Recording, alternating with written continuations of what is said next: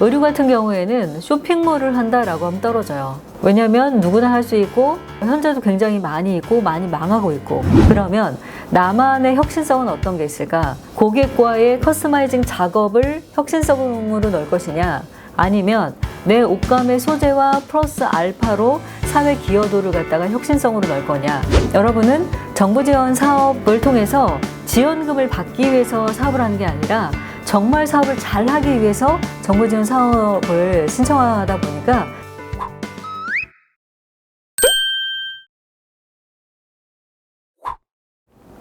반갑습니다. MN컨설팅 연구소 김상미 대표입니다. 오늘은 신사업 창업 사관학교에 관한 솔루션을 드릴 건데요. 우선 1월 17일 날 소상공인시장진흥공단에서 신사업 창업 사관학교 주관 기간에 대한 모집 공고가 나왔어요. 모집의 내용을 보면 주관 기간은 실제 서울, 인천, 경북, 전남에서 4곳에서 현재 선정을 할 거고요. 그리고 이 선정된 기관들 같은 경우는 어떤 일을 하느냐. 현재 사업 규모가 2024년도에는 창업교 500명을 선발하고요. 거의 대동소이합니다. 그리고 약간 달라진 거는 이번에 협약하면 별 무리 없는 기간은 3년간 갑니다. 그리고 물론 문제가 되면 3년 안에 계약이 해지될 수 있고요.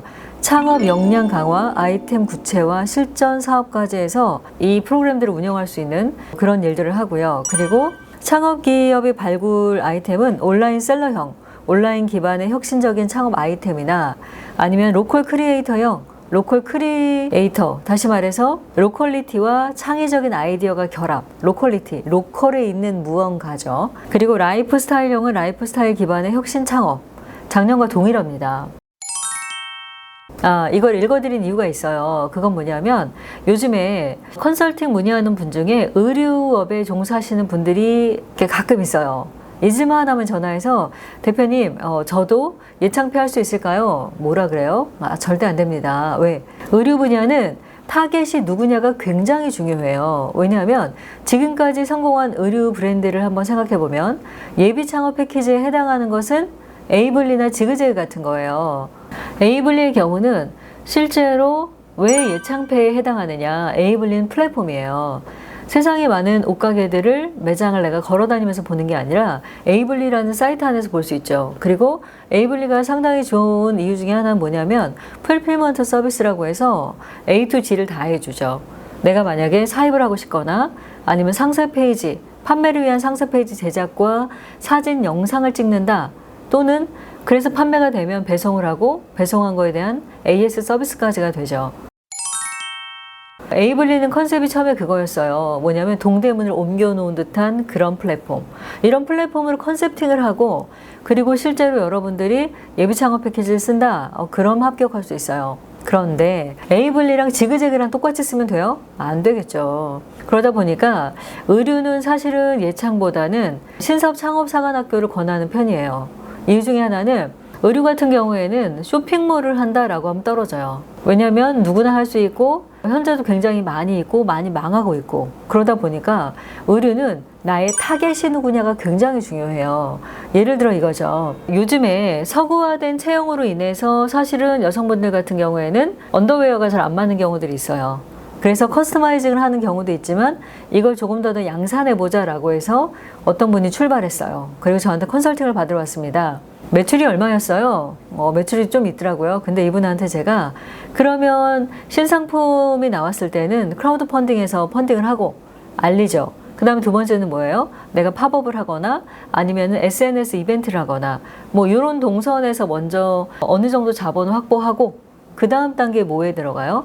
이게 만약에 테스트 마케팅, 그냥 시제품, MVP 단계였다라고 하면 시제품은 그냥 내가 출시해서 팔아볼 수는 있지만 본 제품이 아니기 때문에 이걸 가지고 예비 창업 패키징 갈 수 있어요. 왜 가능할까요? 패턴을 뜨는 거잖아요. 사이즈, 다시 말해서 나의 가슴둘레라든가 아니면 나의 신체 사이즈라든가 이런 거에 따라서 커스텀하는 걸 해보겠습니다 라고 하면 가능성이 있어요. 그리고 커스텀만 하면 안 되고 또 하나의 혁신성이 뭐가 있어야 되죠? 원단을 어떻게 쓸 거냐, 기존에 쓰던 면 100%, 폴리 이런 걸 쓸 거냐, 아니면 인체공학적으로 어떤 조금 더 편안함을 줄 수 있는 차별화된 원단을 쓸 거냐, 그리고 제작 방식은 어떻게 할 거냐에 따라서 프로세스를 고도화할 수 있으면 이건 뭐예요? 이건 예비 창업 패키지예요.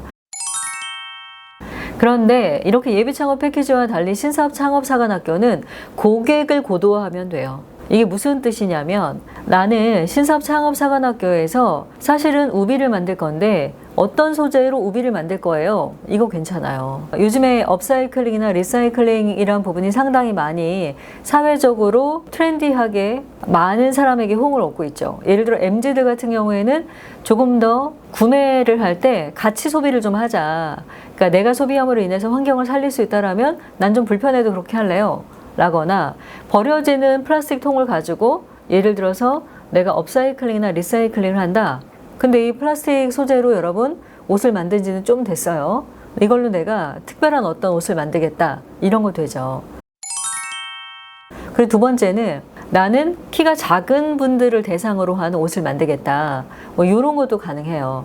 이게 신사업 창업 사관학교에서는 고객을 커스터마이징하고 커스터마이징한 고객한테 어떻게 팔 것인가. 그냥 온라인에 제가 상세 페이지 만들어서 올려놓고요. 그리고 고객이 들어와서 구매하면 배송하고 이렇게 팔래요. 이거 안 돼요. 이거 왜 안 되냐면 혁신성이 없기 때문에 안 돼요. 그러면 나만의 혁신성은 어떤 게 있을까? 고객과의 커스터마이징 작업을 혁신성으로 넣을 것이냐? 아니면 내 옷감의 소재와 플러스 알파로 사회 기여도를 갖다가 혁신성으로 넣을 거냐? 아니면 나는 이 이후에 이 고객과의 서비스를 그냥 한 번 구매하고 끝나는 게 아니라 회원제, 멤버십을 가지고 내가 혁신성을 만들 거냐? 라는 것처럼 신사업 창업사관학교의 온라인 쇼핑몰, 특히나 의류하시는 분들은 이 세 가지가 없으면 어때요? 합격하기 어려워요.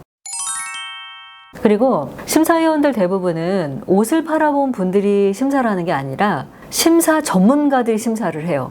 그러다 보니 이 사업이 사업화가 될 수 있다 없다 라는 것들을 여러분들이 증명하기 위해서는 정량적, 정성적 표현이 필요합니다. 이거 좀 어려워서 간단하게 설명하면 그래요.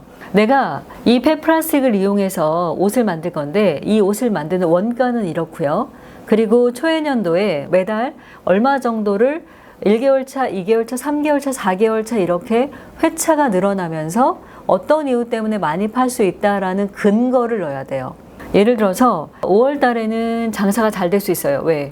가족 이벤트가 많으니까. 근데 6월에는 좀 안 될 수 있죠. 그럼 6월에는 50% 할인한다거나 아니면은 뭐 1+1을 하거나 뭐 같은 얘기예요. 또는 다른 부분에 있어서 무언가를 더 주거나 하는 서비스를 통해서 나는 이 매출을 지속적으로 우상향할 겁니다. 라는 거에 대한 플랜이 있어야 돼요. 왜? 여러분은 정부 지원 사업을 통해서 지원금을 받기 위해서 사업을 하는 게 아니라 정말 사업을 잘 하기 위해서 정부 지원 사업을 신청하다 보니까 실제 내가 써봐야 돼요. 제가 이 책에 첫 번째 나온 게 그거예요. 처음에 책을 쓰게 되면은 서문이라는 걸 써요. 근데 많은 분들이 저한테 대표님 사업계획서를 다 써주시나요? 라고 물어봐요. 가끔. 실은 저희 회사의 메인 비즈니스 모델은 정부 지원 사업은 아니에요. 너무 많은 분들이 정말로 이것도 몰라 하는 걸 모르시더라고요. 그래서 유튜브를 통해서 제가 여러분들한테 재능 기부를 하고 있는 건데 어떤 분들은 저희가 이 정부 지원 사업 계획서를 써주고 한 뭐 돈 1,000만 원 받고 뭐 이런 업체인지 아는 분들이 아주 가끔 있어요.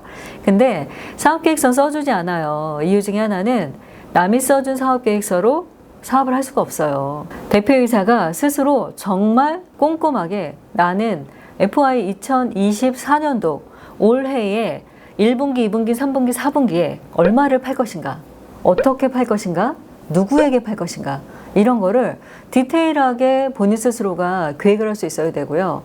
그 계획을 실행할 수 있는 실행력들을 갖추는 것이 정말 필요해요.